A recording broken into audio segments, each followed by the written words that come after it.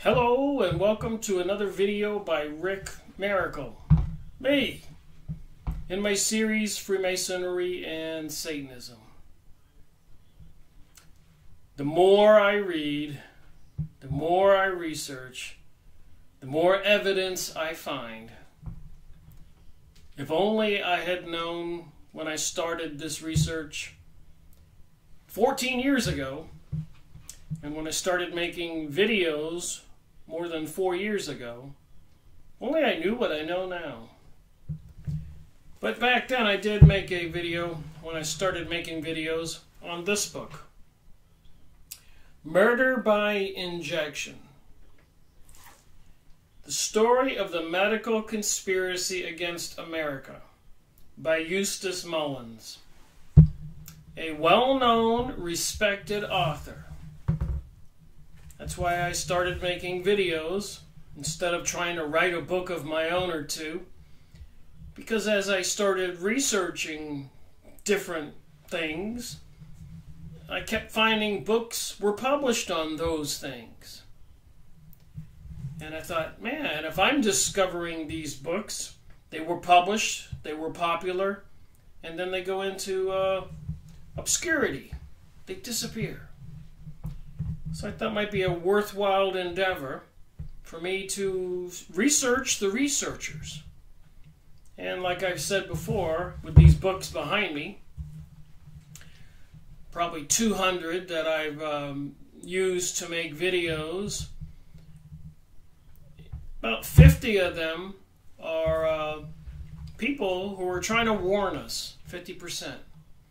And 50%, 100 plus or minus, are people who are trying to deceive us, tell us something that's true, and have us believe it, deceive us. So it takes a little bit of work to discern what the heck is going on. Anyways, back then, when I started making videos, this book was fascinating. Series number 15, part 1. Please go watch my video. And it's also amusing to me to see myself 4+ years ago, when I started making videos with no experience. So I'm going to read just one sentence or two from this book before I get into one of Eustace Mullins' other books, Murder by Injection, Taking Over the Medical Establishment, Working to Put Fluoride in the Water, and so much more. It says here on page 325, the history of mankind since then has been the rats catching humans in their traps. Socialism. Indeed, any government program is simply the rat baiting the trap with a smidgen of cheese and catching himself a human. And in the news today, a lot of students across the nation are walking out of their schools, their classes, in protest of people owning guns, school shootings and stuff like that. Who organized these student organizations? And apparently, according to one press release I was looking at, there was a video on the side that was playing, and it said it was also initiated by the same people who did the Women's March after Donald Trump was elected president. So it is an organized event, just like when the Supreme Court passed or made a judgment that states could not ban gay marriage on bridges and Capitol buildings, etc., across the nation and the world. Rainbow projections and colors were put on all these buildings. So somebody had to prepare for that. Intentional mind control, intentional deception, intentional changing of our society. So it says it right here. Congressman Wright Putman, chairman of the House Banking and Currency Committee, noted from the floor of Congress that the establishment of the Rockefeller Foundation effectively insulated Standard Oil Company from competition. The controlling stock had been removed from market manipulation or possible buyouts by competitors. So these people are using their connections with government powers to insulate themselves and avoid taxes. It also relieved Standard Oil from most taxation, which then placed a tremendous added burden on the individual American taxpayers. Although a Rockefeller relative by marriage, Senator Nelson Aldrich, Republican Majority Leader in the Senate, has pushed the General Education Board charter through Congress. The Rockefeller Foundation charter proved to be more difficult.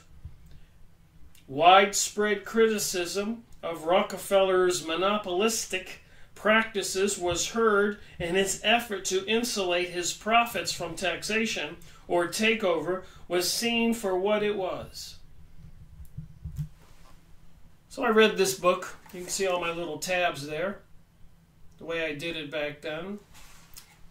2013 or early 2014, I made the video, series number 15, Freemasonry and Satanism. I've come a long ways since then. I think I'm up to series 186, 451 videos on YouTube. So today, and the way I do it when I find other books by the same author, I don't create another series number. I just create part 2 or part 3 or part 23 or whatever. And Eustace Mullins, like I said, is a seriously respected author, an experienced journalist in Washington, D.C., and he was connected, and he worked there many years. You can go look him up on Wikipedia. A much smarter and knowledgeable man than I and most people. So when he wrote Murder by Injection, the Rockefellers takeover of the education and medical establishment, and even controlling, as we just listened to my reading, the Standard Oil, the oil industry, and avoiding taxation, avoiding competition. And according to Fritz Springmeier, the Rockefellers are clearly part of the Illuminati mystery cult, as well as the Rothschilds, which I'm going to read about here. The Secrets of the Federal Reserve. And I'm here to say it now. This is no small thing. If what I'm about to read is true, and it seems like it is, we the people need to wake up. We must wake up. This thing with having the students walk out of classes across the country, and false flags, and using any school shootings, whether they're using mind control or drugs or cartoons or other kinds of TV program, education, or mind-altering situations, they do want to disarm we the people. They do want globalism. They say it clearly. Nobody can deny that. They say New World Order. They say New Age. I've got other books to go over. It's an insidious, dangerous situation we're in. We need to wake up. But let me read from the book, and you decide. I'm going to start out here on chapter 5, because I read through the book, and I want to find something that's just right to the point, that clearly tells us what is up. We don't have time to waste. And these books, I'm not trying to do an audio book. I read a portion of it. You can go online, use the bookstores, new bookstores. You can find these books. Eustace Mullins has many books, and you can buy some of them rather inexpensively. I encourage people to do it. That's why I investigate all these well-known, knowledgeable authors who have gone through great trouble and risk to their lives. Some have even lost their lives, trying to warn the rest of us. Chapter 5, The House of Rothschild. So Murder by Injection really focused on the Rockefellers, which was another arm of the Rothschilds. Apparently the Rothschilds are the leaders of the Illuminati mystery cults, and apparently the Illuminati mystery cult orchestrated to take over all the Freemasonic lodges, and obviously and clearly, even in the Encyclopedia Judaica published in Israel in 1973, it was the Rothschilds, hence the Illuminati, and the banksters with the Rockefellers and so much more, that financed and sponsored and helped push through the creation of the State of Israel. And apparently the world is moving closer and closer to a Jewish utopia. And not all Jews, a lot of Jews have gone out of their way and risked their lives to warn us. So what is it with the Jews?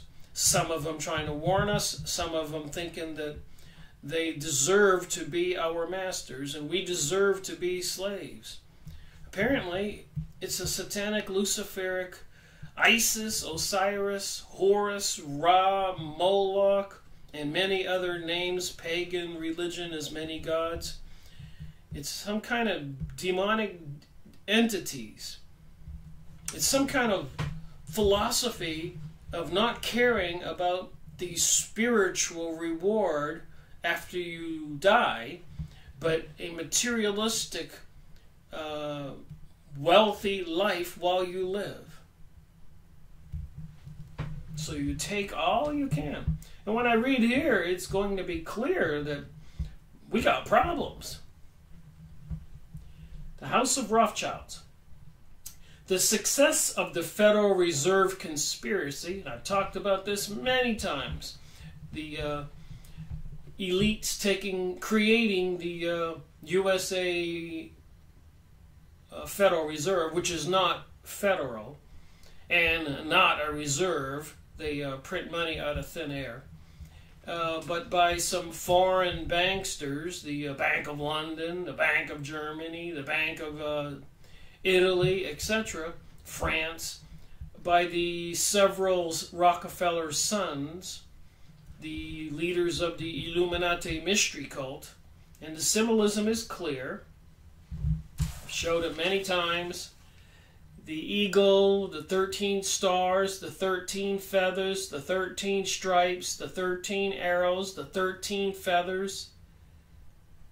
And on the other side, the Egyptian pyramid, the all-seeing eye, the rays behind it, and above it, it says mission complete, and bottom, it's New World Order. Apparently, Anutu Conceptus means their mission is conceived, Conceptus. And Novus Ordo Seclorum means New World Order. And the Great Seal. Why would they put these symbols on the U.S. $1 bill? Who controls the USA? Since 1913, they do, when they created the Federal Reserve, and they bankrupt the USA later on, because they did control the Federal Reserve prior to World War I. After World War I, World War I cost a lot of money. But apparently the USA went bankrupt prior to World War II, and some holding company corporation was formed, and apparently, according to my research, we're not citizens of a country, we're collateral for a corporation. They own us. They own everything we own. We're collateral for loans.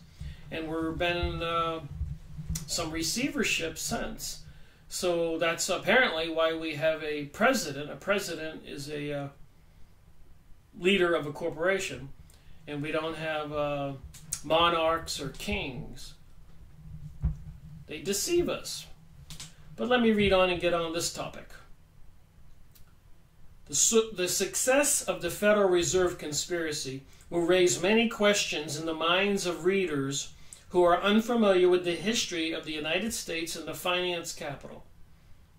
How could the Coombe-Loeb-Morgan alliance, powerful though it might be, believe that it would be capable first of devising a plan that would bring the entire money and credit of the people of the United States into their hands, and second, of getting such a plan enacted into law.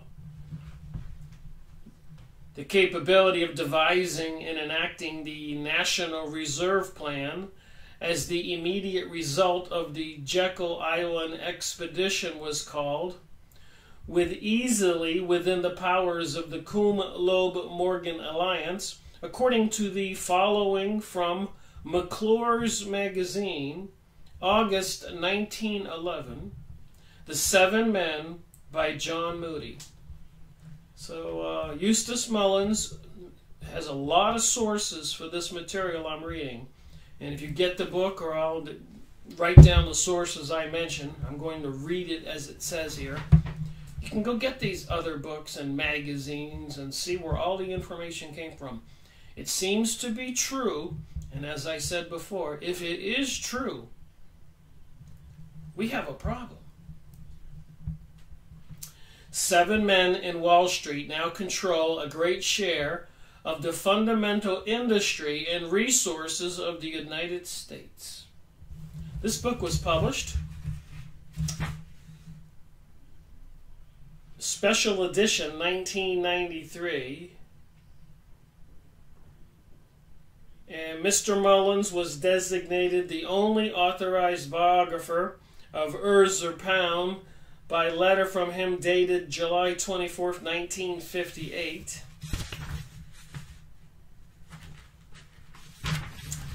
Apparently, this is an interesting, looks like it has Eustace Mullins' signature. You never know what you're going to get when you buy used books from used book sites.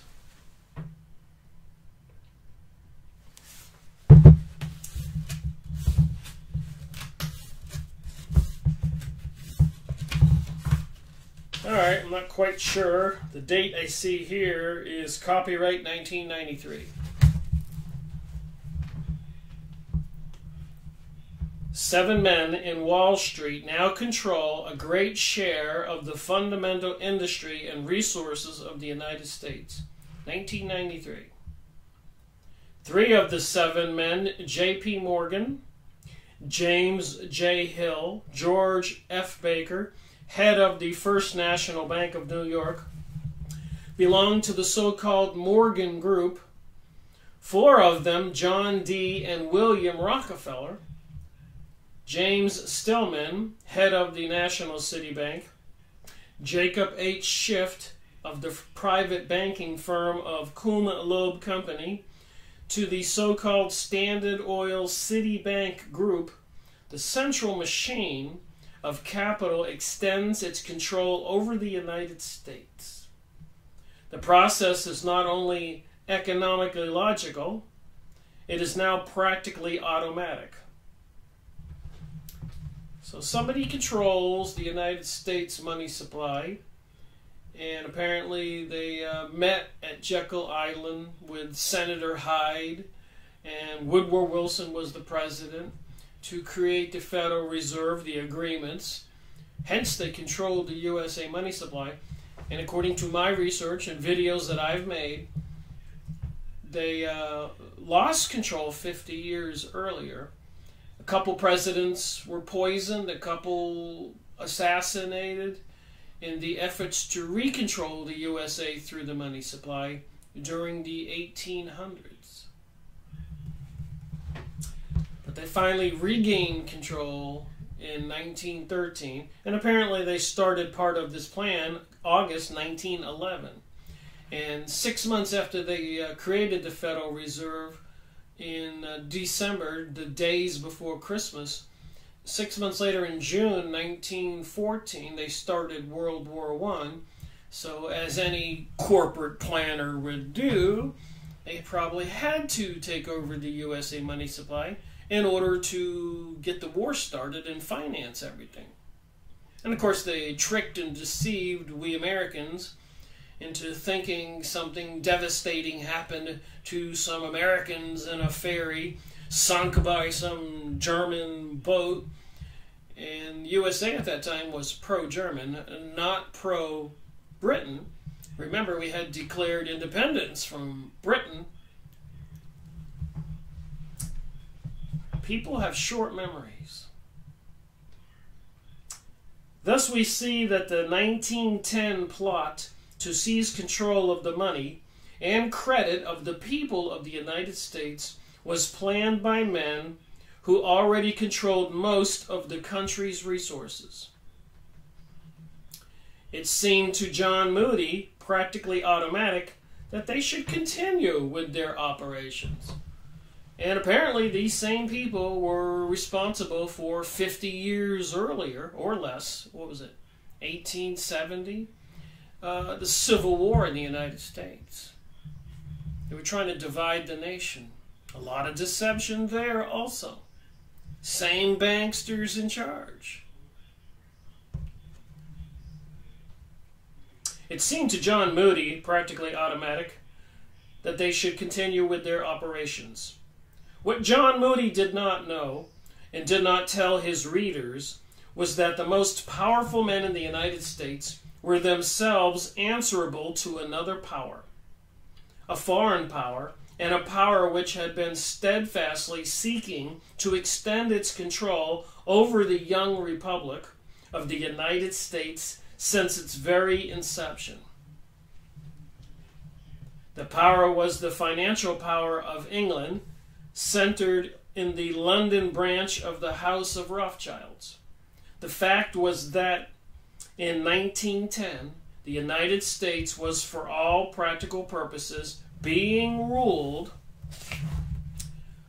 from England, and so it is today. Like I said, Eustace Mullins, well-known author. When I read these words, just trying to give a sample what's in this book. Please get the book, read it, share it, be alarmed. These things with the school walkouts in the news today, March 14th, 2018, is just another part of the plan.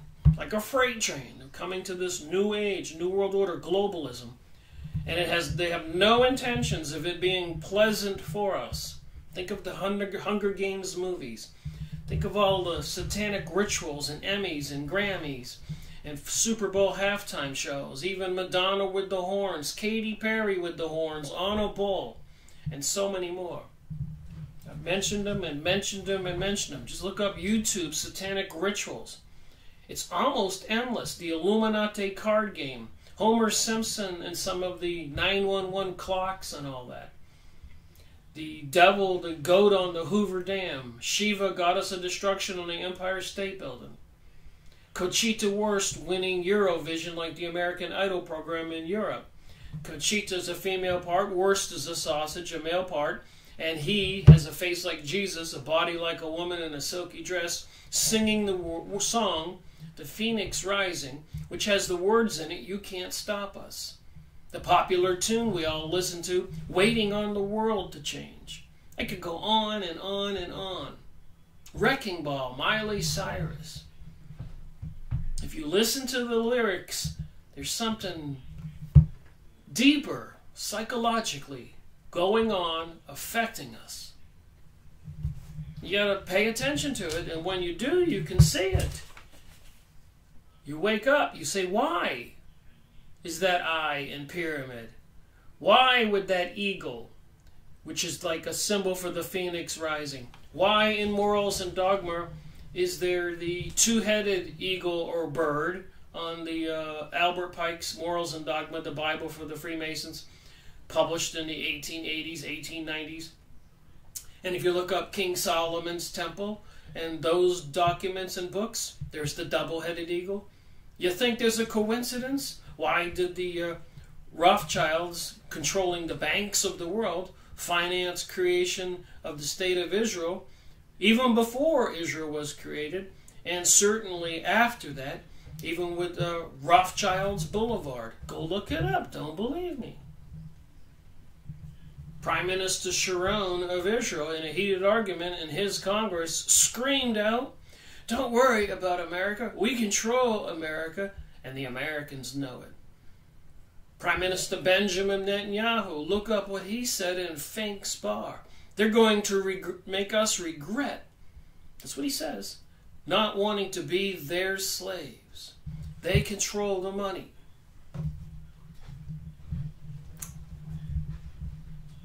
They're teasing with threats of collapsing the system. And so much more. We all see it. The 10 largest bank holding companies in the United States are firmly in the hands of certain banking houses, all of which have branches in London. This is 1993. Remember, they crashed the system in 2008. And I know a lot of people who lost a lot of money. Since they took it over, our money system, in 1913, they've managed to crash the system 8 or 9 times, fleecing everything that people have worked hard for, had saved for their families.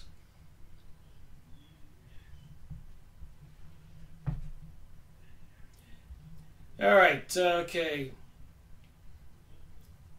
The 10 largest bank holding companies in the United States are firmly in the hands of certain banking houses, all of which have branches in London. They are J.P. Morgan Company, Brown Brothers Harriman. I think George Bush Sr. worked for that company. Warburg, Kuhn Loeb, and John Henry Schroeder. All of them maintain close relations with the House of Rothschilds, the leader of the Illuminati, the money behind the State of Israel Zionism, principally through the Rothschild control of international money markets through its manipulation of the price of gold. Each day, the world price of gold is set in the London office of N.M. Rothschilds and Company. Although these firms are ostensibly American firms, which merely maintain branches in London, the fact is that these banking houses actually take their direction from London. So we declared independence from Britain. Did we now? Have they regained control? Their history is a fascinating one and unknown to the American public, originating as it did in the international traffic in gold, slaves, diamonds, and other contraband. These are the people who control our world today. There are no moral considerations in any business decision made by these firms. They are interested solely in money and power.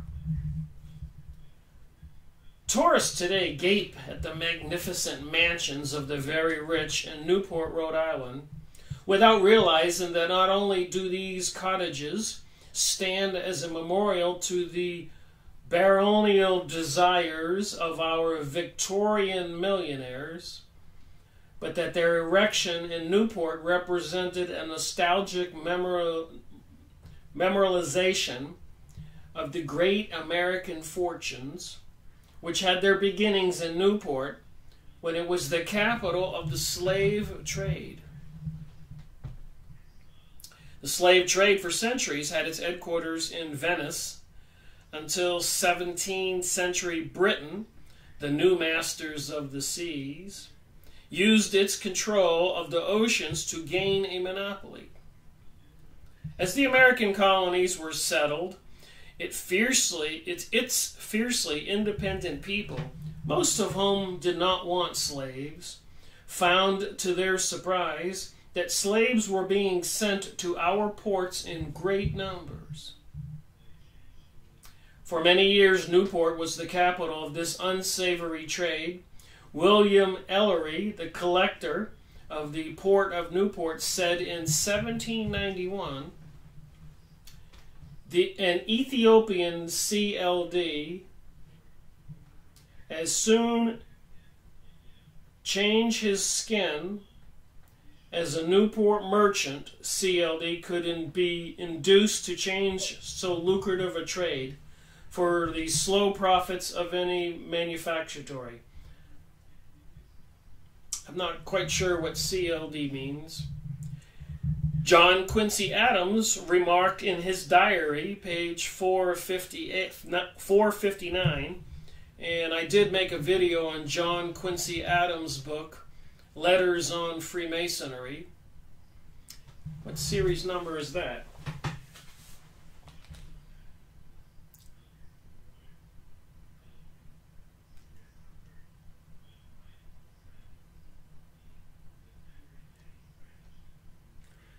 .30. And he told us back then that the Masons made a commitment to never allow a non-Mason to get into high office. I believe they've accomplished that goal. They've been in control of our country that long. But anyways, John Quincy Adams remarked in his diary, page 459, Newport, former prosperity, was chiefly owing to its extensive employment in the African slave trade.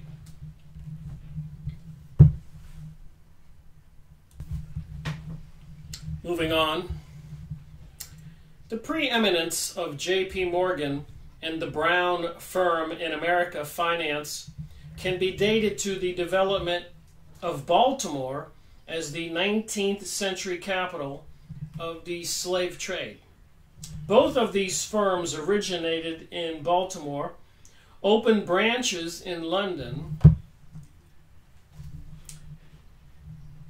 came under the aegis of the House of Rothschilds, and returned to the United States to open branches in New York and to become the dominant power, not only in finance, but also in government. So isn't that interesting? The origination of the slave trade, Rhode Island and New York, etc. Not in the South. In recent years, key posts such as the Secretary of Defense have been held by Robert Levitt, partner of Brown Brothers Harriman, and Thomas S. Gates, partner of Drexel and Company, a J.P. Morgan subsidiary firm. The present Vice President, George Bush, is the son of Prescott Bush, a partner in Brown Brothers Harriman, for many years the senator from Connecticut, and a financial organizer of Columbia Broadcasting System, of which he also was a director for many years. The connections are endless. And by the way, FYI, many of these people who are our senators, were our senators, representatives, and presidents, it appears to me, were DNA Jewish elites, and they changed their names to non-Jewish names for obvious reasons to get into positions of power with their wealth. It's quite revealing when you start looking into this stuff. I always wondered about the last name George Bush and the biblical story of the burning bush. I said, there's got to be a religious connotation to that. Rothschilds is Red Shield, and so many more.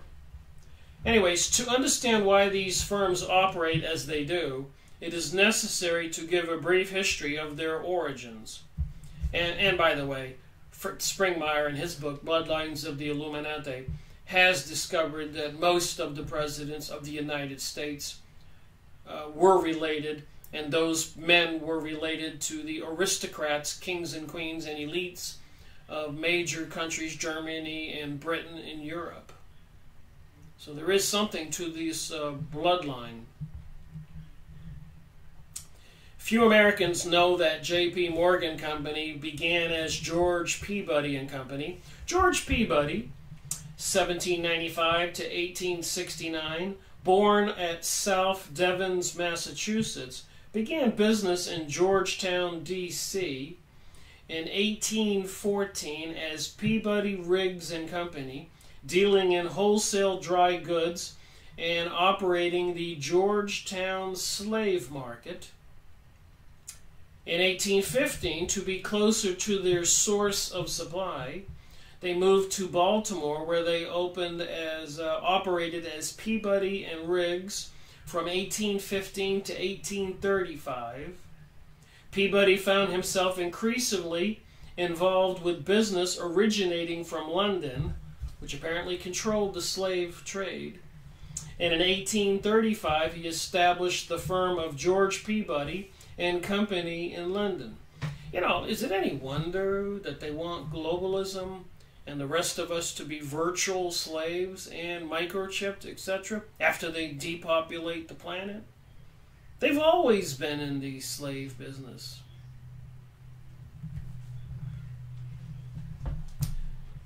Anyways, George Peabody here, who then became J.P. Morgan. He had excellent entree in London business through another Baltimore firm established at Liverpool, the Brown Brothers. Keep coming across these same names.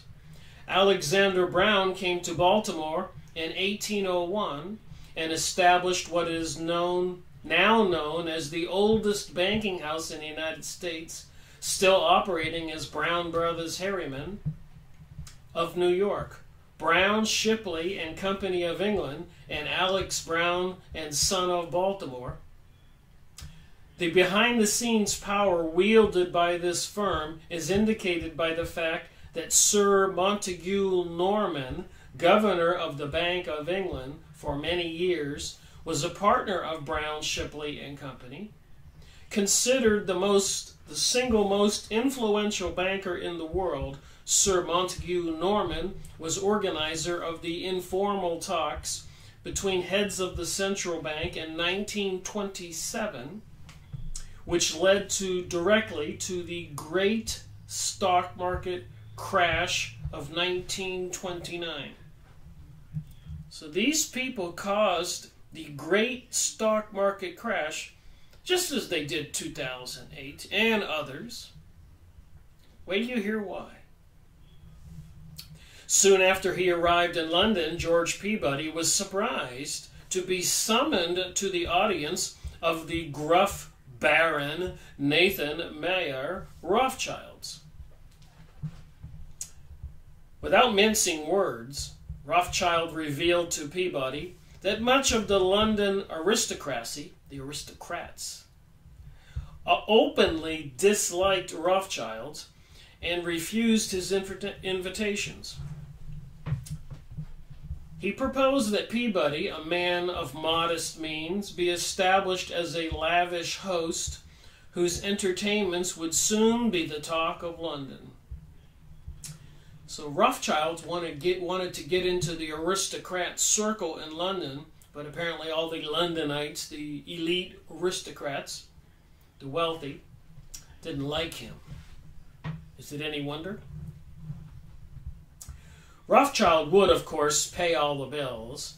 Peabody accepted the offer and soon became known as the most popular host in London. His annual 4th of July dinner, celebrating American independence, became extremely popular with the English aristocracy, many of whom, while drinking Peabody's wine, regaled each other with the jokes about Rothschild crudities and bad manners, being crud, without realizing that every drop they drank had been paid for by the Rothschilds. Just think about that. Do some research. It was Israeli Mossad agents involved in 9/11. It is Britain, the elites, and the elite Zionist Jewish people who were involved in World War I and World War II. And so much of the turmoil in the world, the French Revolution. And I made plenty of videos, so I believe I can say that. If you go watch my videos, which I encourage anybody, some people have said my videos are insightful. And I know in Israel, for example, I mentioned this in my last video, that to create incitement is being made a crime in some countries. So if the truth incites people, then the truth would be the crime.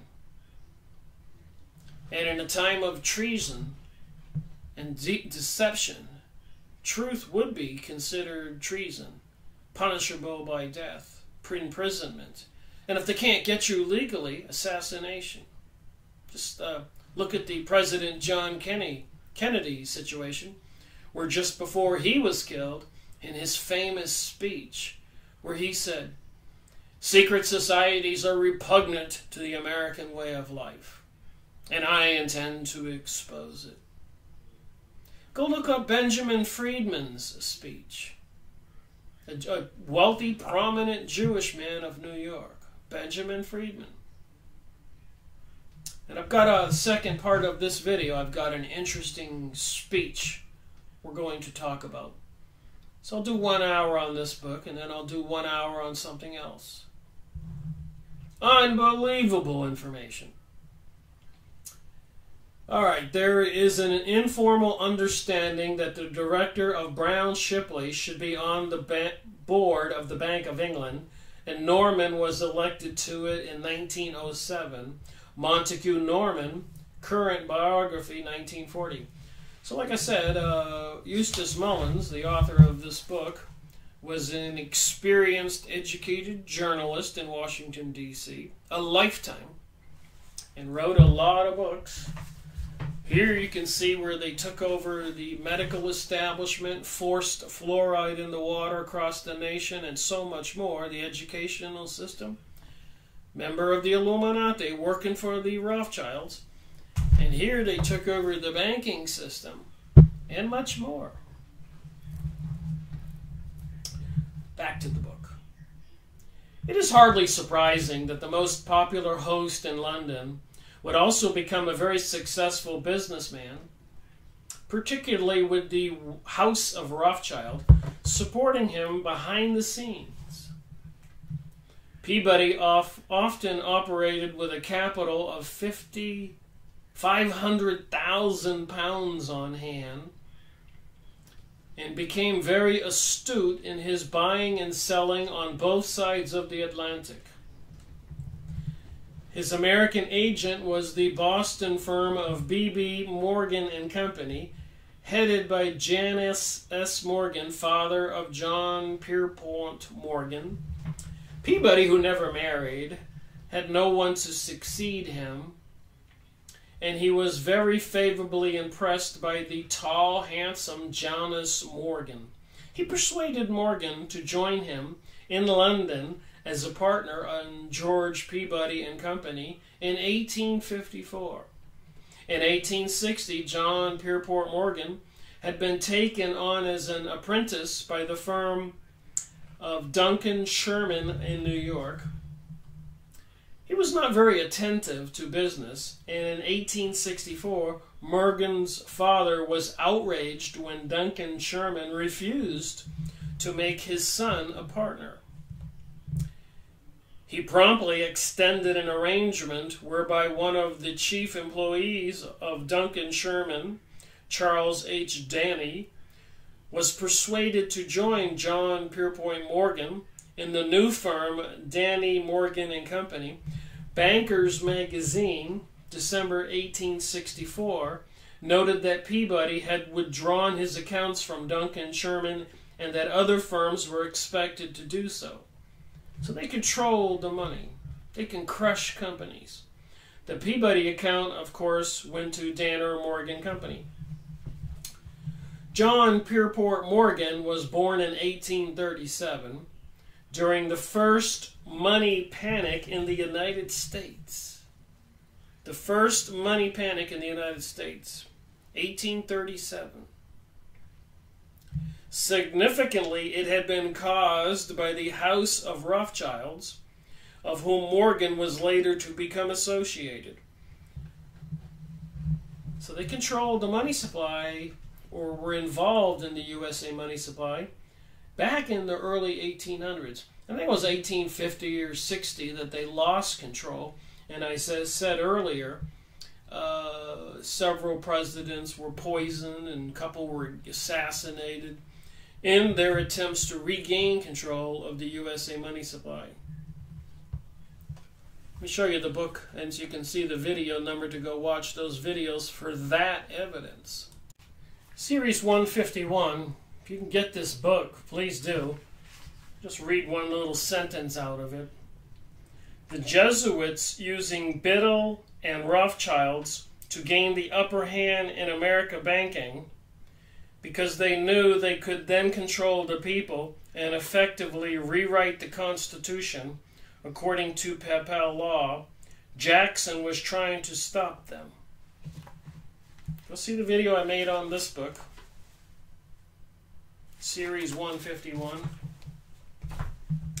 Another one, none dare call it a conspiracy.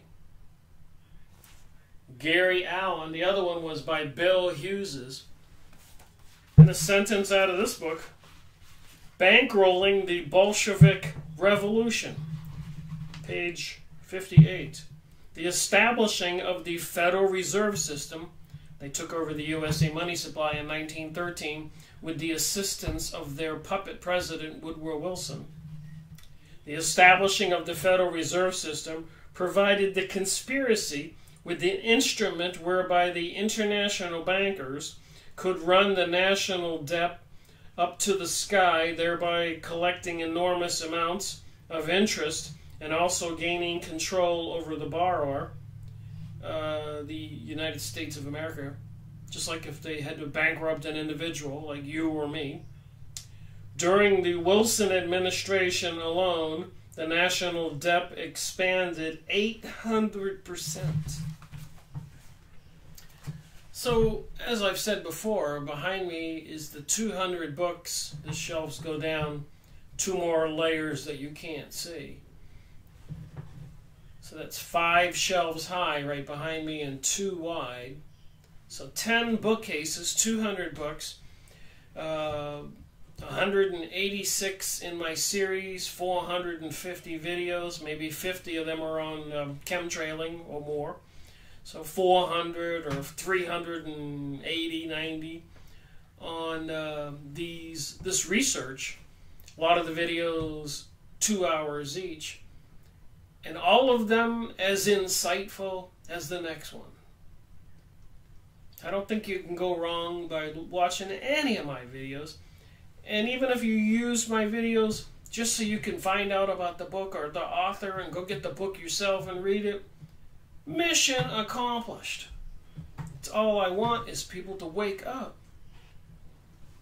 Our country is at stake. Life as we know it is at stake. You don't think so? Let me read on. Secrets of the Federal Reserve. Series 15, Freemasonry and Satanism, Part 2. In 1836, President Andrew Jackson, infuriated by the tactics of the bankers who were attempting to persuade him to renew the charter of the Second Bank of the United States, said, "You are a den of vipers." Now, these people have gained control. President Andrew Jackson called them a den of vipers. The den of vipers are in control of the USA today. They are the one bringing us the students walking out of their classes trying to get more gun control laws passed. Gun confiscation. They need that to bring about this new world order, new age, globalism that they keep mentioning. They're already microchipping the children. They're installing the weaponized 5G microwave communication system, dumping chemicals in the sky, toxin vaccines in the foods and the waters. They're taking over the medical establishment, and so much more. Threats of crashing the financial system, threats of nuking the planet with World War III, and all this other stuff with transgenderism and homosexuality and the destruction of Christianity. Many of these books behind me, some of them are promoting these philosophies, the New Age material. Now you read all these books and talk about all of it. And I didn't know these things when I started my investigation. It took a long time. I was wondering how long it would take. I think it took about 100 books for me to finally wake up and go, I can see it. So President Andrew Jackson, 1836, tells these people controlling the U.S. money supply back then, you are a den of vipers. I intend to rout you out, and by eternal God, I will rout you out. If the people only understood the rank injustice of our money and banking system, there would be a revolution in the morning. If people only knew what's planned, those students wouldn't be out there trying to support gun restrictions. In other countries where they had the revolution that a lot of people are calling for, because they're trying to demonize the Christian capitalistic systems, do they really think these communist socialists are going to bring a utopia to America? Look what they've done so far. And look what right here, how long they've controlled the system. How many times they've crashed the economic system. How many farmers have lost control of their farms, and now the corporate structures own them and bring us genetically modified foods, which are toxins to your body. Your body does not recognize it as a nutrient.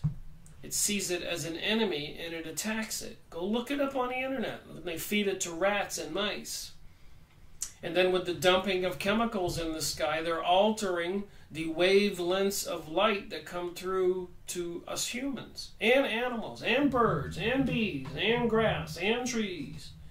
And these things are dying, and humans are getting ill. They're planning on depopulation. I made a couple of videos on that.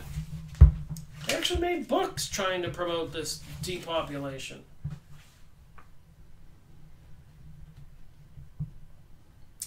The Limits to Growth, Series 27. Emerging Viruses, AIDS, and Ebola, Series 17. They created all these biological weapons in laboratories and have already tested them on us.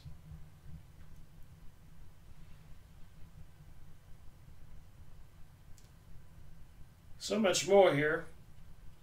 Hidden Dangers of the Rainbow, Series 40, This Mystery Religion, The Population Bomb, Series 35. I've got so many videos that people could watch, and maybe they'll get an aha moment and say, wait a minute.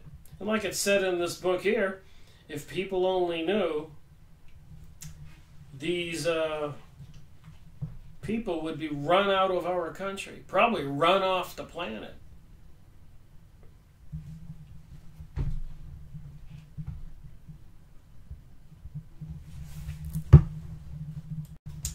All right, back to the book. So if the people only understood the rank injustice of our money and banking system, there would be a revolution in the morning. Although Nicholas Biddle was president of the Bank of the United States, it is well known that Baron James de Rothschild of Paris was the principal investor in the central bank. Although Jackson had vetoed the renewal of the charter of the Bank of the United States, see the names they use for these banks? It wasn't the Bank of the United States. It was a foreign-owned entity. He probably was unaware that a few months earlier in 1835, the House of Rothschilds had cemented a relationship with the United States government by superseding the firm of Baring as a financial agent of the Department of State on January 1, 1835. So a lot of deception behind the scenes activity going on. And who are the politicians? Like John Quincy Adams, former president of the United States, wrote in his book, Letters on Freemasonry. I mentioned that earlier. Please go look up my video and watch it. They vowed never to allow non-Masons as senators, representatives, presidents, high office. They've controlled the system from these organizations where the people come from, these high-level Freemasons, Rosicrucians, Council of Foreign Relation, and other organizations, Illuminati. And it's usually family-oriented. People who were already in high office, their sons or nephews, and sometimes they change their name.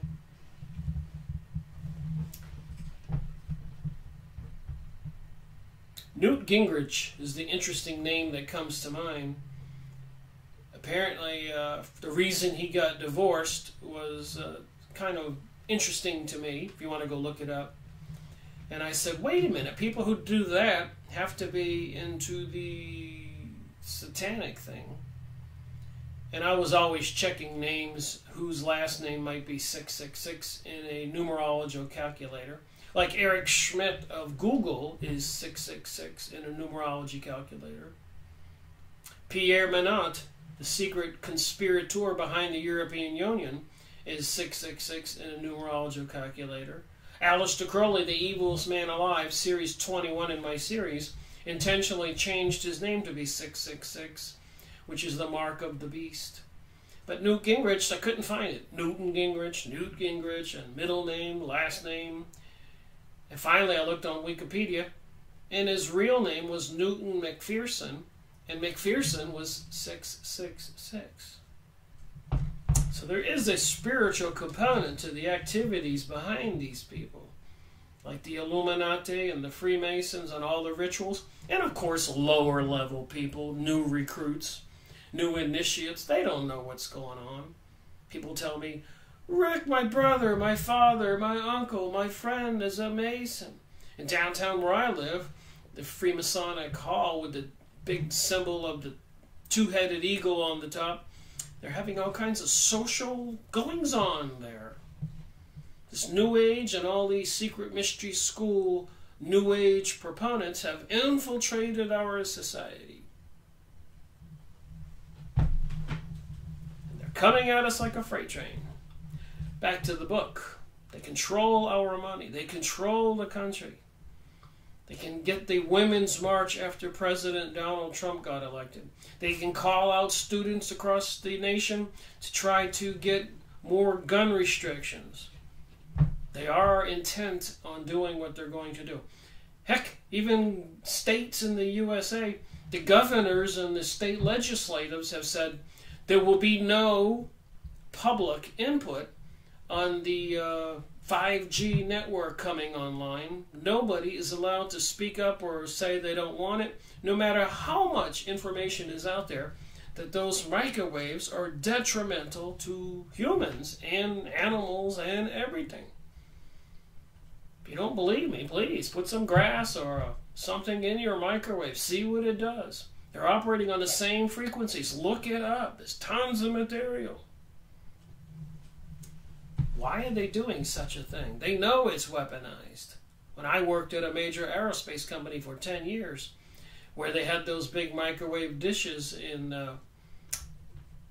Florida, Melbourne, Cocoa Beach, Palm Bay, near the Space Center, they had big warning signs not to walk in front of the microwave. Somebody must have seen those warning signs and said, "You mean those microwave transmissions can hurt people? Well, geez, that would be a nice weapon, wouldn't it?" They weaponize things that they know that can hurt people. All right, back to the book. Henry Clews, the famous banker, in his book 28 Years in Wall Street, states that the panic of 1837 was engineered because the charter of the Second Bank of the United States had run out in 1836. So we had the big one in, 1929? That was another reason. They crush our system whenever they want to. Back in 1837 they did. And the president back then didn't want to renew their charter. Get this book. I'm only reading a couple pages. Not only did President Jackson promptly withdraw government funds from the Second Bank of the United States, but he deposited those funds, 10 million, in state banks. The immediate result, Clue tells us, is that the country began to enjoy a great prosperity. So if I was the political leaders today, I would have this Federal Reserve System and all their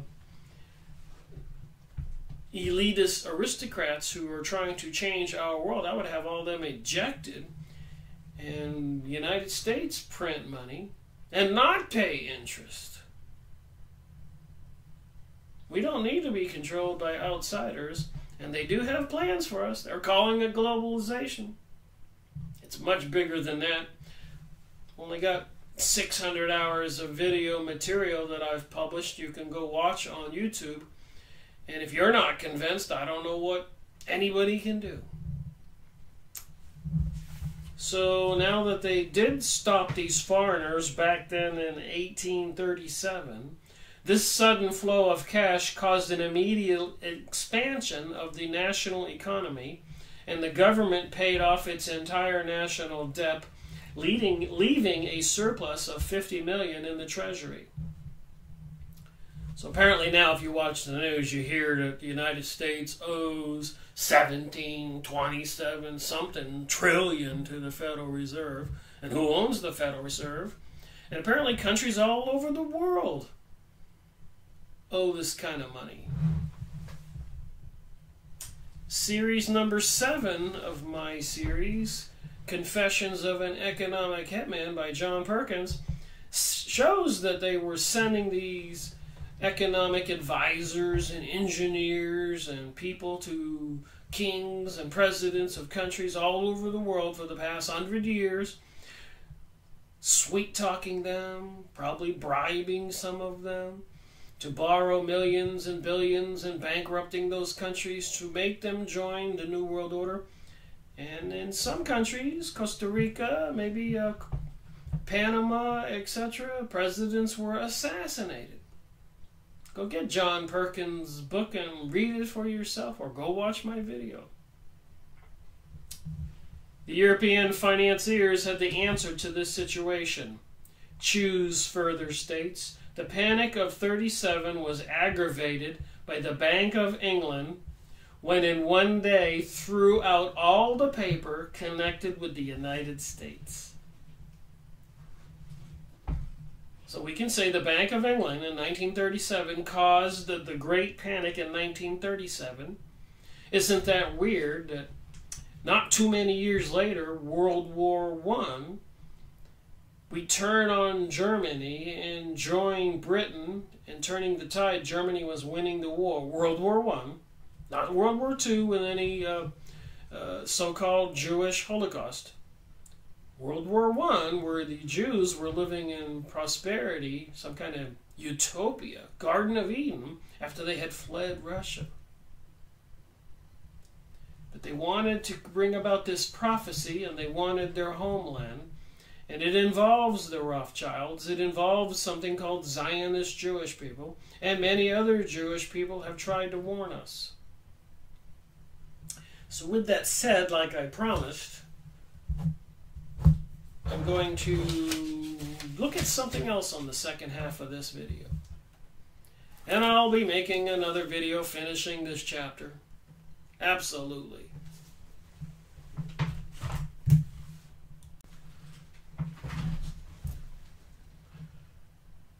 Four-plus years ago, I made a video on this little booklet. The Constitution of the United States, our Bill of Rights. In this book and other documents, in the beginning of the 13 colonies, it was mandatory for people to have a weapon. All of us were responsible citizens to defend our nation. If you read this book and other material, it is our responsibility to protect our country. Ignoring the situation is, I guess, like treason. Being deceived and foolish is not an excuse. So if you know something is wrong, we need to speak up.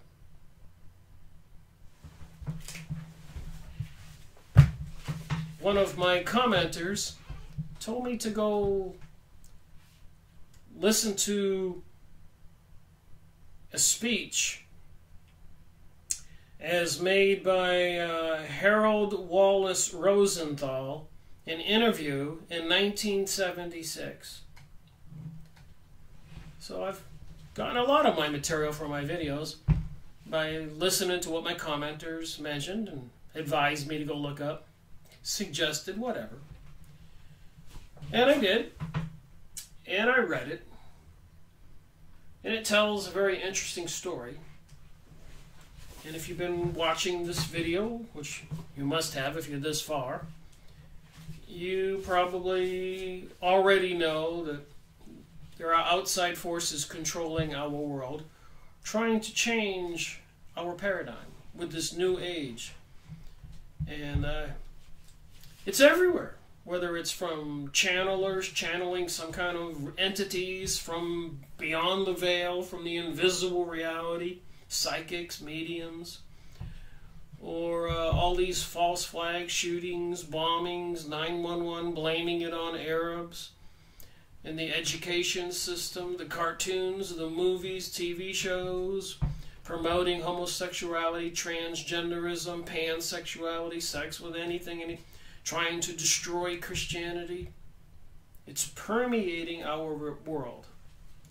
So somebody recommended this, so I read it, and I thought to myself, this might be the right place to place this interview on the second part of Eustace Mullins' book, The Secrets of the Federal Reserve.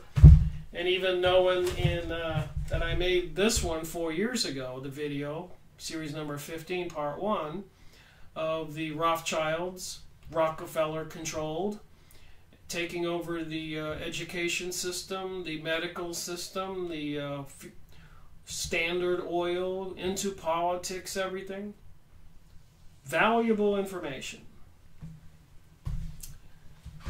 All right. Let me read on.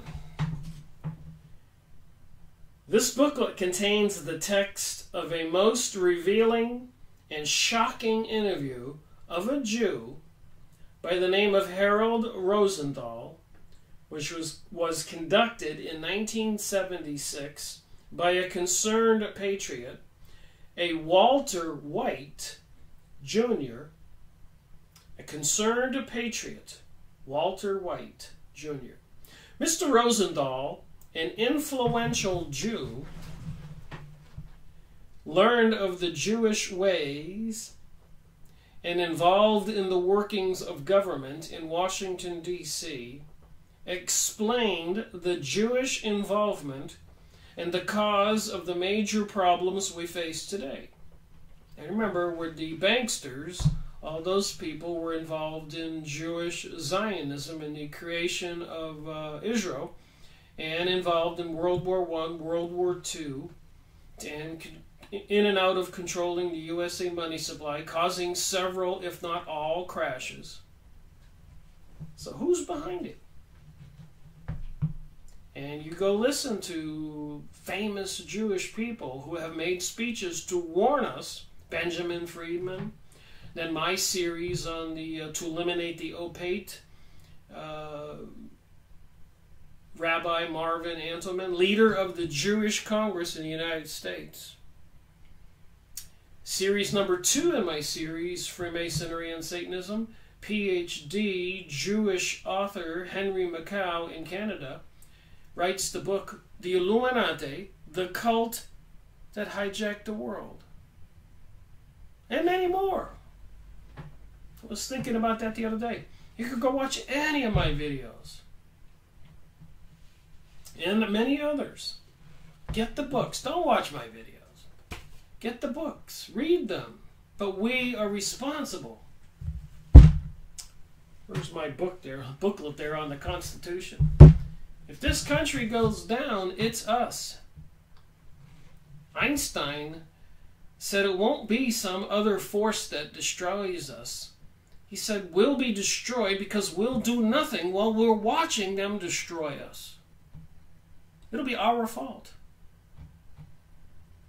Maybe that's what God does. He's allowing this to happen quite visibly, quite obvious, and he's just wondering, I'm just thinking maybe, God is wondering, why don't the people do anything? You got these books, all these videos out there, not just by me.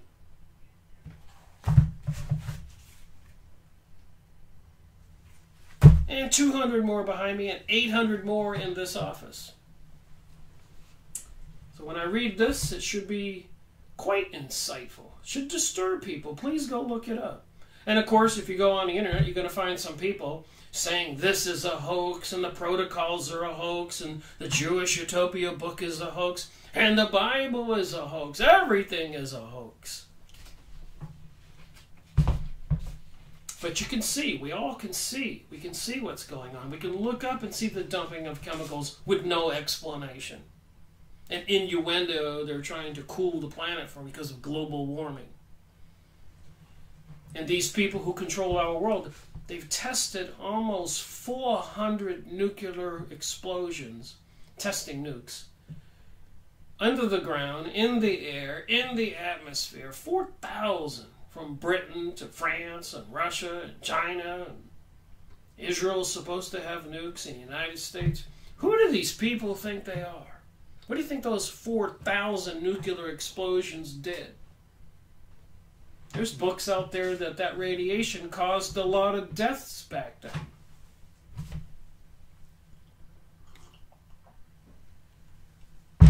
When will the people wake up?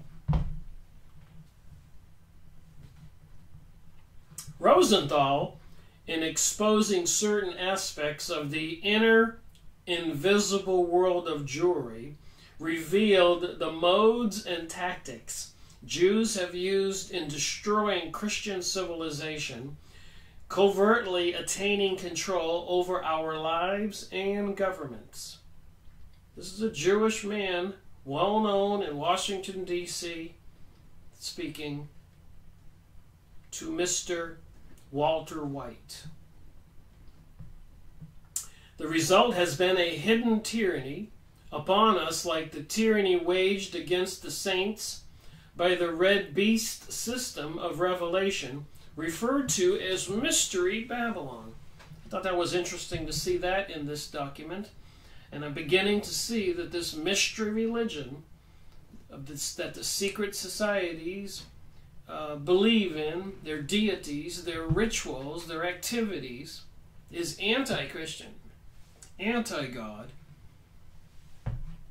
And it involves sacrifices and even manifesting entities, communication with beings from beyond, demons, fallen angels, Lucifer.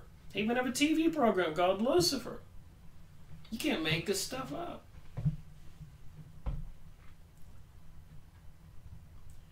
But how could such a small number of Jews enslave so many people and gain such an overwhelming control over their governments, especially without their being aware of it?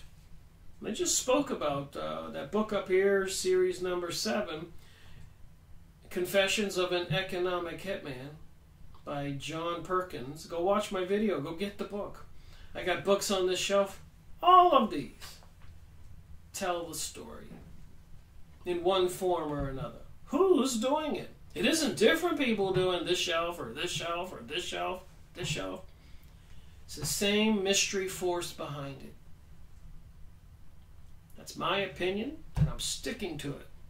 After 14 years of research and going on my 5th year making videos. And continuing to acquire more books and look at them and share the evidence. So how could they do it without many people being aware of it? The answer to this may be found in Christ's parable of the unjust steward, which represents Jewry. They are able to prevail in the world despite their ungodly ways because of their cunning and shrewd ways. So we're dealing with some cunning and shrewd people. As Christ said, for the children of this world are in their generation wiser than the children of light. So the people of this world that are only after money and wealth are wiser. They know things that we don't know. They're deceiving us and laughing in the back rooms all the time. Sometimes right in your face. Henry Ford wrote about that in my series 95 and 71. Henry Ford's, I made quite a few videos. I got to combine the series 71, Freemasonry and Satanism, with the other 3 books in 95. So I'm trying to keep each author, no matter how many books they publish, into one series number. FYI. So these people who control our planet are wiser than the children of light. And, most of us, if we're Christians or other religions, and we're decent, family, value-oriented people, we don't suspect all this deviousness. We generally give people the benefit of the doubt. If only people knew, like it said in this book I read earlier, that if people knew, all these people would be run out of the country, probably run off the planet. Back to this document. In other words, the Jew, in his worldly mindset, is wiser than God's Christian people. When you read the words of Mr. Rosenthal, the reality of this statement will come to light. This problem was so prevalent and important for us to overcome that Christ had instructed us to be as wise as serpents. So Christ is teaching to his flock to be wise as serpents. And apparently these people into this satanic religion are serpents. I've gone over books that even say that. And the Bible, it was the serpent that tempted Adam and Eve. The serpent was part of the fallen angels cast out of heaven. So apparently there's a cosmic battle going on. And people have to make choices. America and the world is now covered in political, economic, moral, and social problems which need to be acted upon by Christian people. As Edmund Burke stated, the only thing necessary for evil to triumph is for good men to do nothing. Einstein said something similar. A lot of famous people said something similar. The Constitution says we're responsible to take action. But before we can properly act, we need a proper, not just a superficial, understanding of the problem. This booklet will help provide the reader with that understanding. And this is Charles Wiseman, June 1992. So I'm going to show you this. You can pause and write down the info so you can go look it up. Here's the link where I found it on the bottom.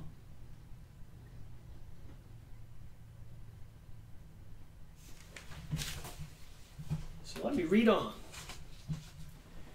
In a highly confidential interview with a Jewish administrative assistant and one of this nation's ranking senators, he said, in a highly confidential interview with a Jewish administrative assistant, that's quite the position in Washington, D.C., to one of this nation's ranking senators. So this Jewish administrative assistant was having a conversation with a ranking senator. He said, "It is a marvel that the American people do not rise up and drive every Jew out of this country." The Jew, Mr. Harold Wallace Rosenthal, made this statement. So the Jew made the statement. It is a marvel that the American people do not rise up and drive every Jew out of this country.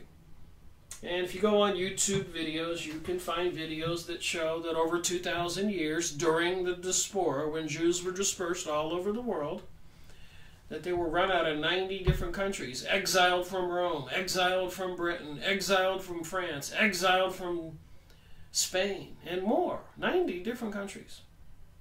exiled from the Tennessee territories during the Civil War. I got that out of the Jewish encyclopedia, the Encyclopedia Judaica. Apologize. And I've made plenty of videos on that. I've mentioned it in previous videos. Series 105, 106, 107, 108, 109, 118, 146, and I'm going to read from the Encyclopedia Judaica some more and make more videos. I'm curious, how much material do I have to put out there? And other people, not just me. And it's not all Jewish people, a lot of famous Jewish people. Benjamin Friedman, Rabbi Marvin Antleman, Henry Mackay, Canada, PhD, Jewish author, Illuminati, the cult that hijacked the world, and many other Jewish people in these books behind me have been trying to warn us. Apparently some Jews have turned towards the dark side, and all of them are not Jews. 50% of the people in the communist parties are not Jews, and even the Jews say in this document that every few years they don't trust some of those non-Jewish people in the Communist Party, so they purge them. They have them assassinated and killed. I was reading this today.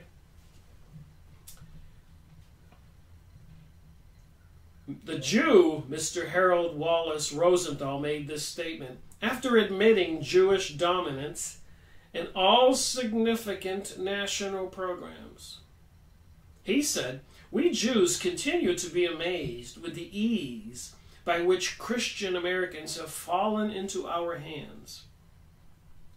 While the naive Americans wait for Khrushchev to bury them," I think that's a Russian leader, "we have taught them to submit to our every demand." Asked how a nation could be captured without their knowing it, Mr. Rosenthal attributed this victory to absolute control of the media, and most people know this. He boasted of Jewish control of all news. Any newspaper which refused to acquiesce to controlled news was brought to its knees by the withdrawing advertising. Failing in this, the Jews stopped the supply of newsprint and ink. It's a very simple matter, he stated. Asked about men in high political office, Mr. Rosenthal said that no one in the last 3 decades, 30 years, and this was 1992, has achieved any political power without Jewish approval. Americans have not had a president that they chose since 1932.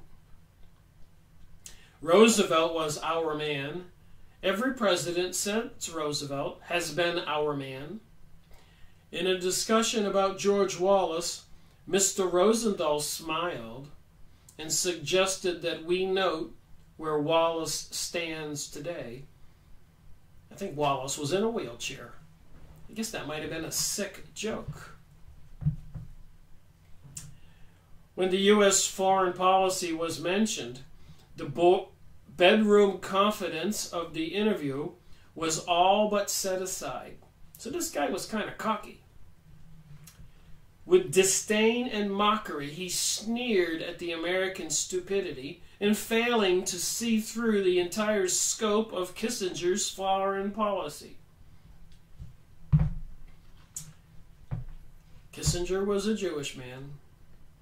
I think he was recruited for the government during the last part of World War II. He spoke German and he was Jewish, and he was part of taking over Germany after World War II. So anyways, this guy continues, Mr. Rosenthal. It is Zionist communist policy from beginning to end. Yet the citizens think this is Jewish policy will benefit America. He cited Dante in and Angola as examples of Jewish diplomacy. The credulous nature of Americans drew only contempt from him. So apparently a lot of Jews have contempt for us. Look up what Benjamin Netanyahu, the Prime Minister for Israel, said in Fink's Bar. Stop your computer and go look it up. Don't believe me. Mr. Sharon, Prime Minister Sharon of Israel, in a heated argument in his Congress, some people were saying, I think, we have to stop taking all the Palestinians' land and killing them. And Prime Minister Sharon got angry and said, don't worry about America, we control America, and the Americans know it. Go look it up. And then, of course, I'm going over this material. Go get the book, read it. Go watch my other 400 videos. Go get those books and read them. I'm not anti-anybody. I don't like what people are doing to our planet and our country. I don't like who really did 9/11. It wasn't some Arabs with box cutters.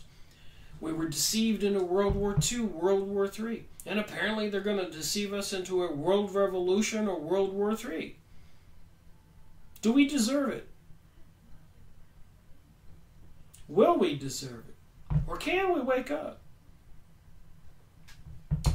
Some of this stuff just gets you incited.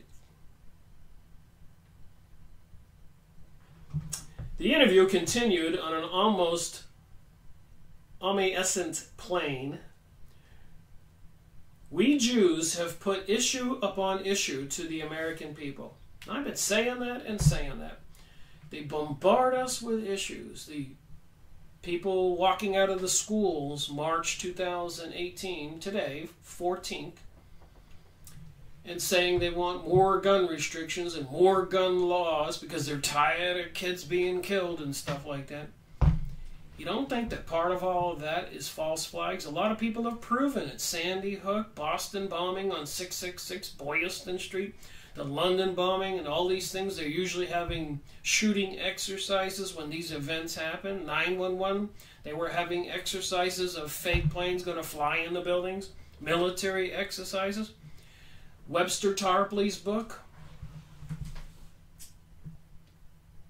series number 11, go watch my videos. Go buy the book, 9/11 Synthetic Terror.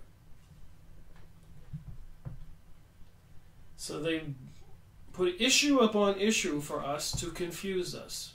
How many people don't know that already? Then we promote both sides of the issue as confusion reigns. So they want those people, the Women's March after President Donald Trump got elected. The people walking out of the schools, supporting more gun restrictions and gun laws. Who calls these people? I suspect it's organized from the Freemasonic halls all across the country with all these family-oriented people. And the master makes a phone call and says, call these people up. Let's protest these kids being killed in the schools. And who's going to say, if they're not wise enough to know why they're doing it, who's going to say, well, I don't support that? People who are not aware are going to support this. They've been deceived and duped. They're being led like the Pied Piper to their doom. So let's listen to what Mr. Rosendahl says in this document that you can go look up. Then we promote both sides of the issue as confusion reigns. With their eyes fixed on the issues, they fail to see who is behind every scene. We Jews toy with the American public as a cat toys with a mouse. I can kind of see it after reading these books and studying for 14 years and making videos going on my 5th year. Taking over the medical establishment, getting us to believe in Obamacare, and Obama says change, and President Donald Trump says make America great again. Deception, deception, deception. All these leaders work for these people. So it says here by this man. As the conversation went into the late hours, One could sense that perhaps America deserves the reign of terror being planned for her. The Jewish mind pits every ethnic group against the other. The blood of the masses will flow as we wait for our day of world victory, Mr. Rosendahl said coolly. The blood of the masses will flow as we wait for our day of world victory. So you've been watching my previous videos. You know the Freemasons. I got the pictures here.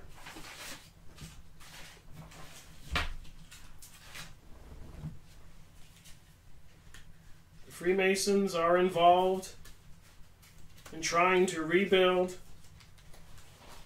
King Solomon's temple. See if I can find a picture. Here's one that's interesting. I think Merlin the magician was conjuring up some kind of being that looks like a gray alien. And see the picture on the wall back there of Baphomet the devil. They were trying to put up the archway of Baal, Baphomet the devil, in New York and London. They did put them up. And later on I found out through UNESCO they were putting up 1,000 of these archways. So there's something to this demonic spiritualism.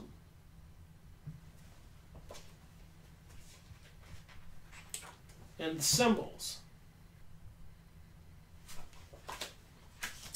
But I did want to just look at one picture here. To just make my point of who we're up against. Even the Freemasons are trying to help rebuild King Solomon's temple, and they are into the mystery school religion of Isis, Osiris, Horus, the all-seeing eye on the US $1 bill. So definitely the Freemasons are in cahoots with the Zionist Jewish people who were financed and paid for by the Illuminati, the Rothschilds, all connected. So in this document here by Mr. Rosendahl speaking with a prominent senator, we Jews toy with the American people as a cat toys with a mouse. As the conversation went on into the late hours, one could sense that perhaps America deserves the reign of terror being planned for her. So he says the blood of the masses will flow as we wait for our day of world victory. And we know what they're doing in the Middle East. They're destroying all the Arab countries. They didn't take over the world's money supply and bring us World War I and World War II and so much more, 9/11, and John Perkins' Confessions of an Economic Hitman, Henry Ford's book, and all these others behind me, this research I've been doing, 600 plus hours of YouTube videos. They didn't do it all for nothing. They're not going to stop today or tomorrow. It's coming. They want to destroy Christianity. They're pretty much already discredited it. For hours after this incredible discussion, a sense of inadequacy prevailed. Is it possible that another group of human beings could be so treacherous in spirit, so evil in intent? This mystery religion appears to be satanic Luciferic. Yet the words heard and the evidence at hand are real. Is it possible that the American people can remain docile even while their life's blood is being drained from them? It seems so. What does all this have to say? Since what you have just read, plus the lengthy interview that followed, Mr. Harold Wallace Rosendahl, age 29, the administrative assistant to Senator Jacob Javits of New York, was killed in an alleged skyjacking attempt on an Israeli airliner in Istanbul, Turkey, August 12th, 1976. So this man had this interview with Mr. White.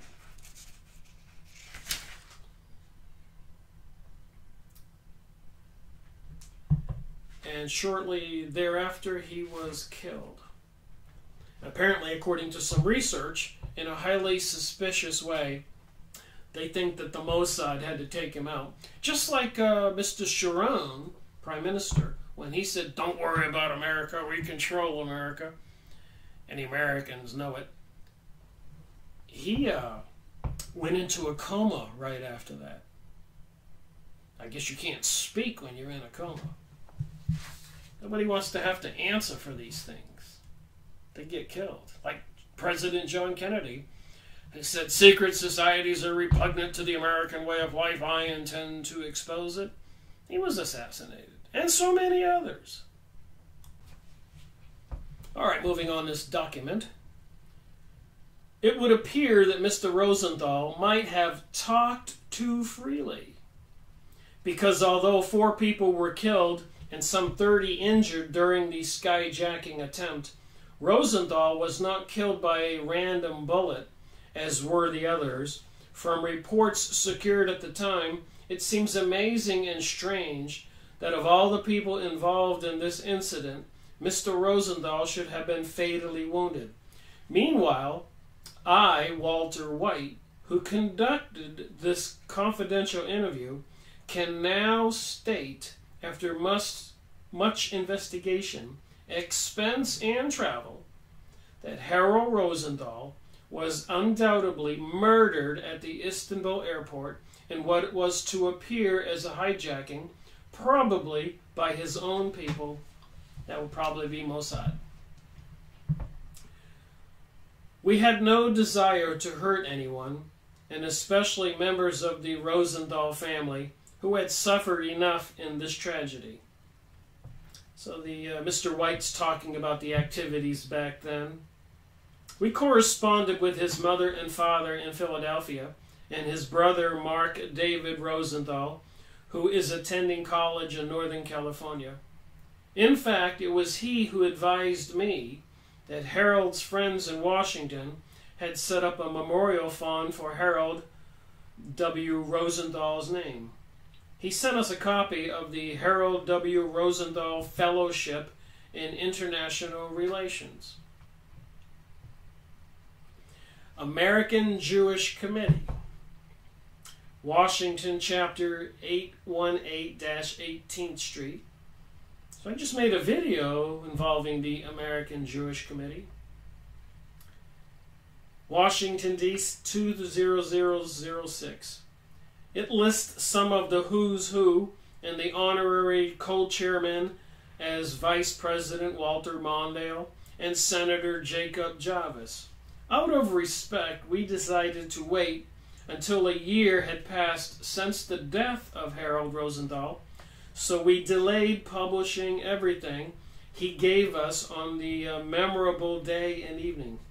So after his death, after this interview that I am reading, they decided not to publish this material publicly for a year after his death, out of respect for the family. As stated before, the interview was lengthy, as he seemed to enjoy pouring out this information, and at times it was broken and went into the evening.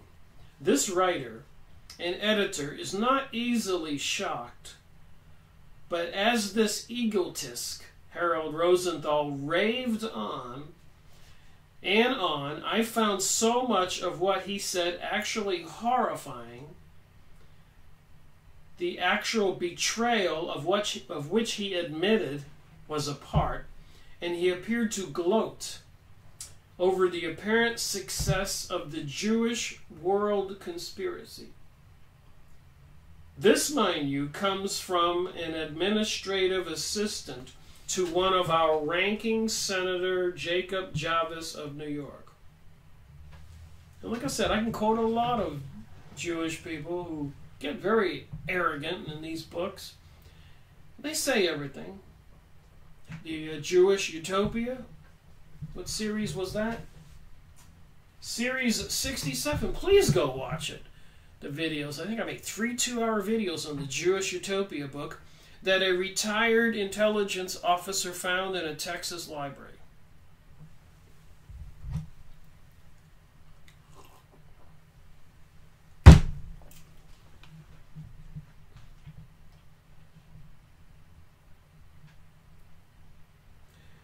What you are about to read should act as a warning to all non-Jews throughout the world.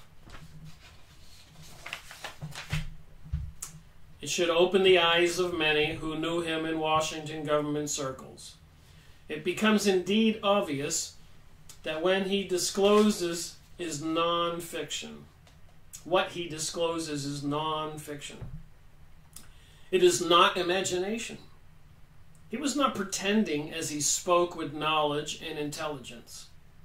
Many things have been said and written about the one world Jewish conspiracy, but never has it been described so openly. It staggers the imagination. Their plans are shocking, and many will be astonished at the contents of this document. Nothing like it has ever been told before. Well, I disagree with that. There's a lot of books I've gone over the past couple of 100 years that people have been telling this information. And some of it wasn't intended to be read that way. It's material for their eyes only. But it leaked out. Like a lot of the Freemasonic books. What happens is when people die, their estates go to auction. And some of these used bookstores buy up the auction books. And some of these books that weren't supposed to fall into our hands fell into our hands. If you're a researcher and you spend some time going to look for this stuff, like I do, when I got this book here, I was a little amazed. There was this silver certificate. Look at the top of this dollar bill. Silver certificate in the second page of this book.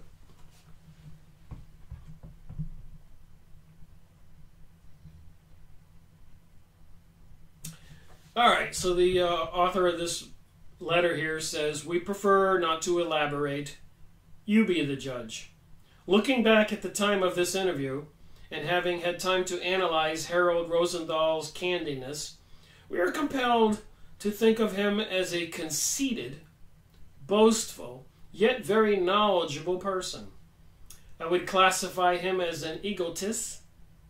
At times his cruelty surfaced with a venom, especially as he described the stupid Christians as goys, as he so often referred to us. This surprised me because the word goy is not in our language, and he must have known this. His mind was thoroughly immersed in the one world plan of world Jewry." So remember, this guy was 29. Young people do things that sometimes they later regret. This guy was a young guy working as an administrative assistant to a prominent senator from New York.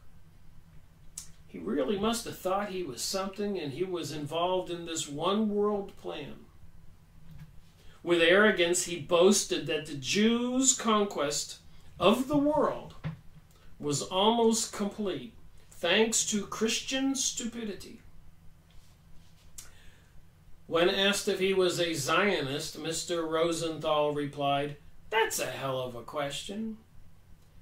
At the foundation of the issue, the traditional Zionist concept of Aliyah, A-L-I-Y-A-H, and Jews have been returning to the Holy Land. A lot of times coerced. Anti-Semitism was instigated by the Jews themselves to force and coerce and encourage Jews to move back well over going on 100 years. Well longer before they acquired the Palestinians' land in 1947, 48. In the late 1800s, that's what was causing some of the problems in Russia, was the Zionists were very active. And a lot of the Jews, because of the pogroms, the rules and restrictions placed on the Jews, they were fleeing to Germany. So prior to World War I, many Jews had found a safe haven and their utopia. They were growing and thriving in Germany prior to World War I.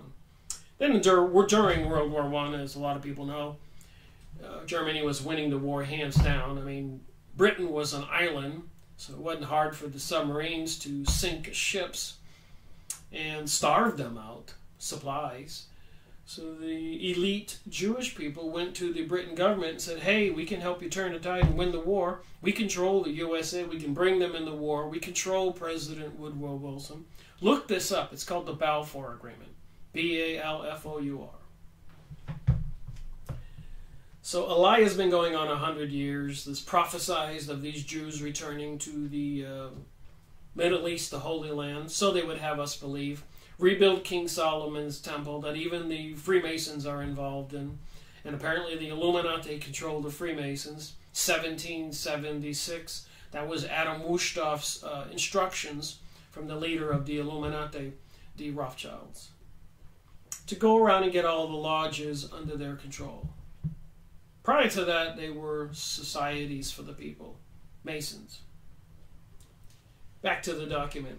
A Hebrew term meaning ingathering or the return of diaspora, dispersed Jews, Jews to the Palestinian homeland. Ever since 1948 and the creation of the State of Israel, Aliyah has become a basic imperative of the Israeli government policy.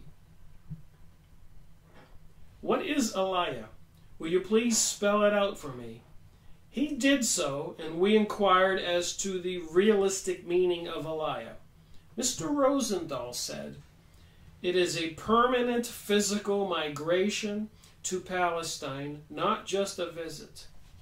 We asked, what is Zionism? I've heard Jews define it as anything from permanent migration to financial, spiritual support of Israel from around the world.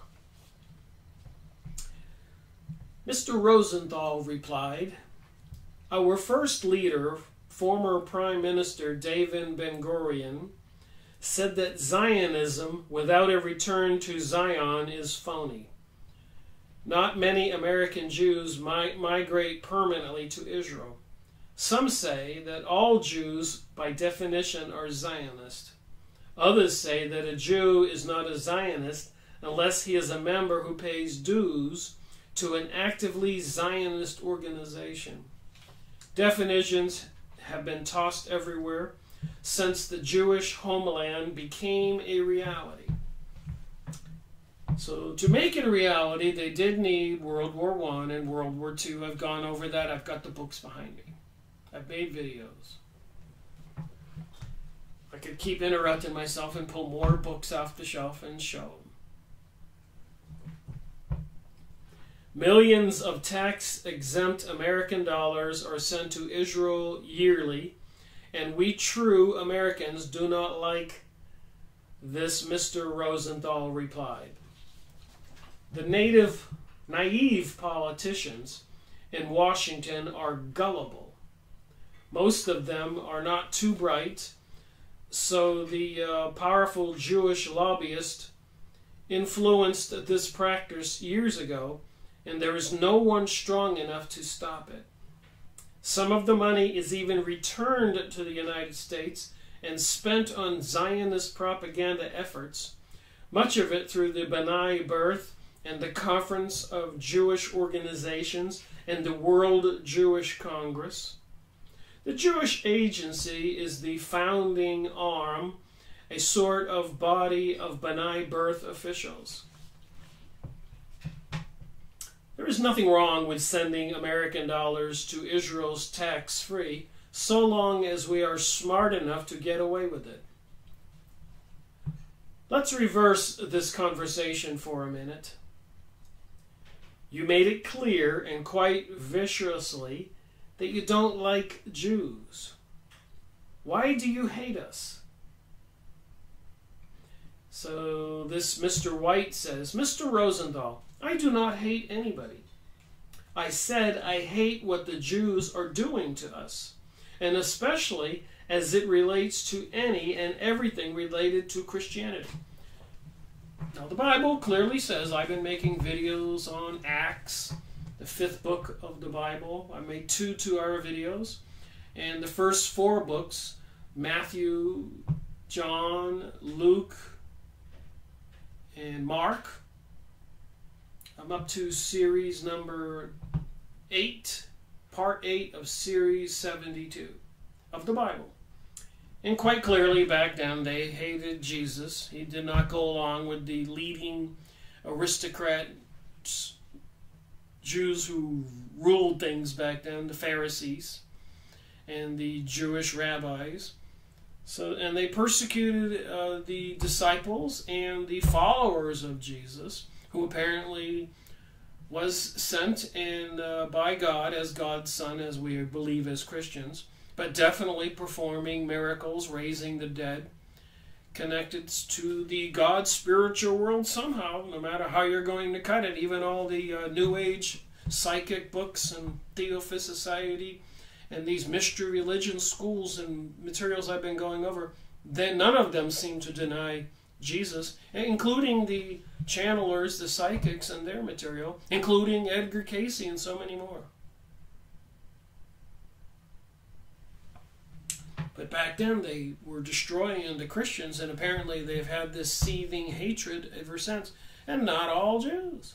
Like I said, back then they were persecuting and attacking the Jewish people who were following Jesus' teachings. So it's hard for a Christian to be anti-Semitic if Jesus was a Jewish person, Semitic. And 1/3 of the world are Christians and worshiping a human born as a Jew.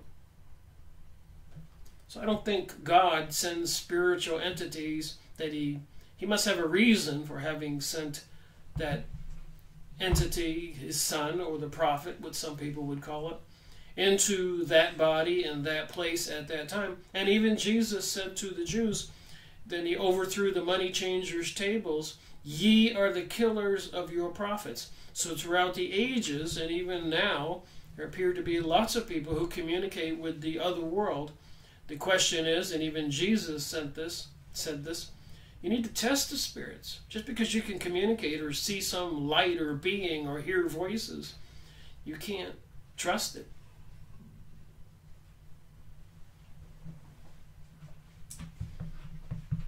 Quite the interesting conversation, you think?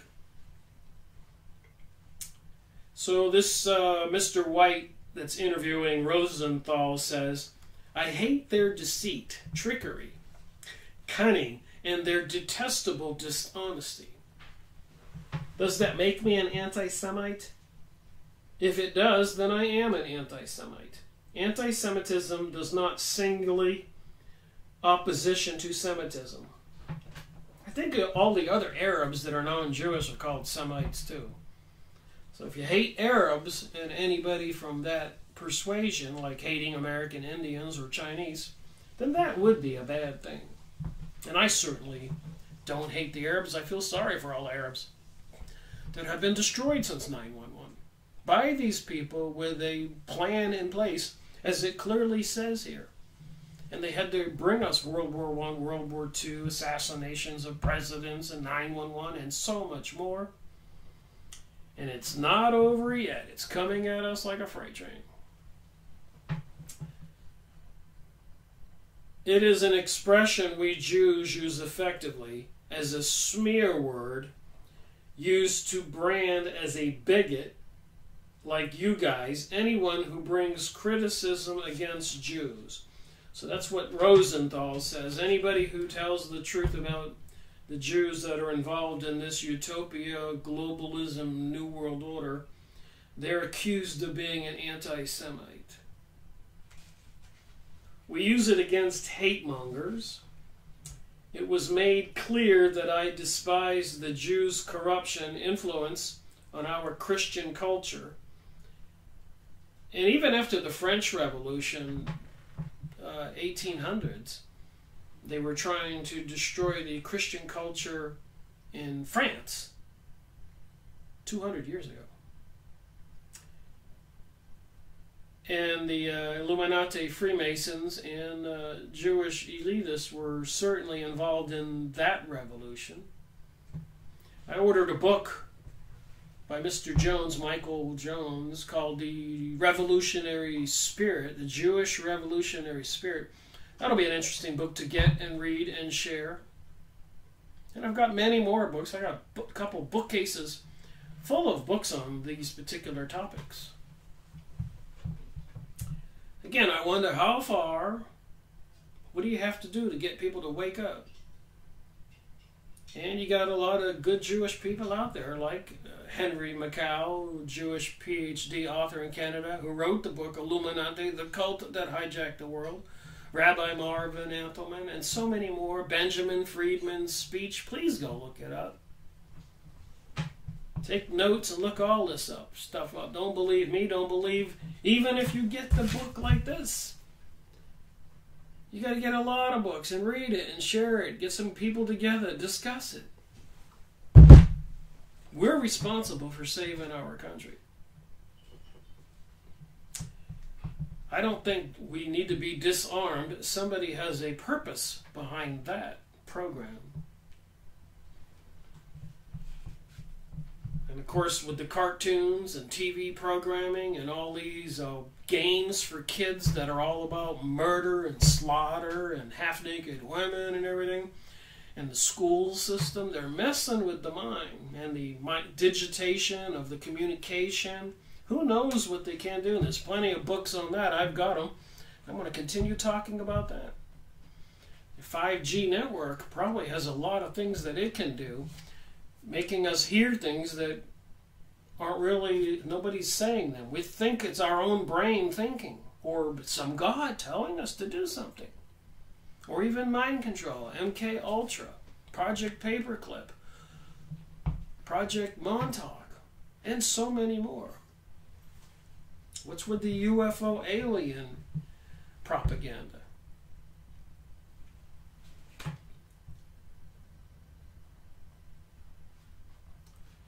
Mr. Rosendahl said, during Christ's time, the Jews were seeking a material and earthly kingdom, but Christ offered the Jews a spiritual kingdom. So the Jews were expecting a prophet. They were praying for somebody to be sent from God. But they didn't want the commandment to love one another. They wanted a king to lead them to dominate the world. So they were turning down Jesus' offer of a spiritual kingdom. This they couldn't buy, so they rejected Jesus Christ and had him crucified. What do you mean, had him crucified? Didn't history prove that the Jews crucified Jesus Christ? To which he answered, yes, I guess they did. I don't beat around the bush, but 2,000 years ago, your people would have done the same thing to a man who mistreated them as Christ did the Jews. So Mr. Rosenthal is saying, you guys would have done the same thing that we did to Jesus. You speak of Jesus as merely a man. That's what Mr. White said to Rosenthal. Mr. Rosenthal says, that's all he was, a man who walked on the earth like any other man, and this myth about Christ raising from the dead and returning to earth to visit with his disciples is a bunch of crap.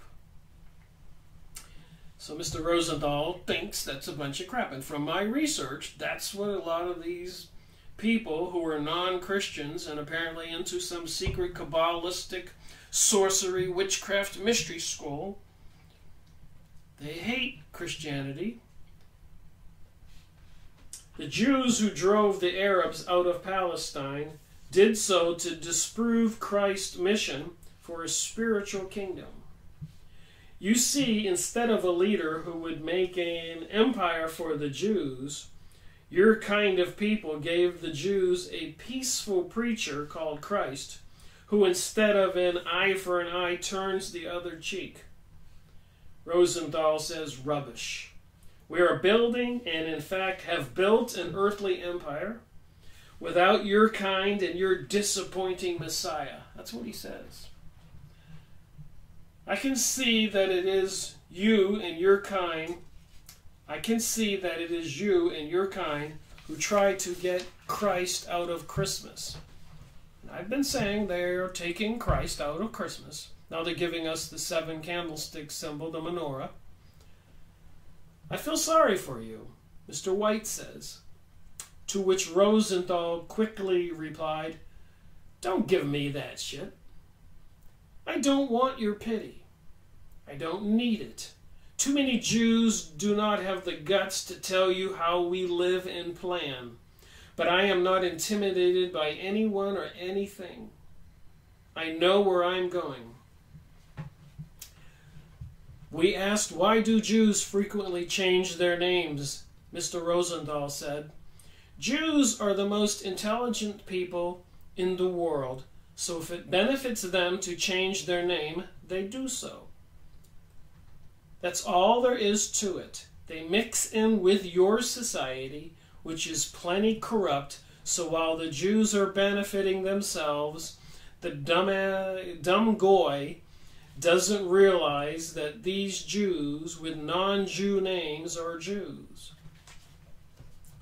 I keep finding out that some of these people that I looked up to are either Masonic or Jewish. The deception is huge. I know what you're thinking about Jews in government who used non-Jew names. Well, don't be concerned, because in the foreseeable future, there will be no presidential power in the United States. The invisible government is taking strength in that direction. Wow. I showed you where this document was. I'll show you the bottom again, where the link is. And I did a little more research. I wanted to find out how much material was out there on this document. So I put an interview with Harold Wallace Rosenthal. And I have all these links.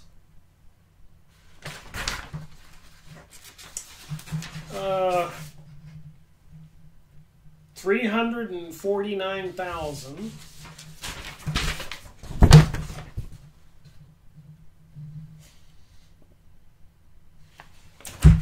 And also,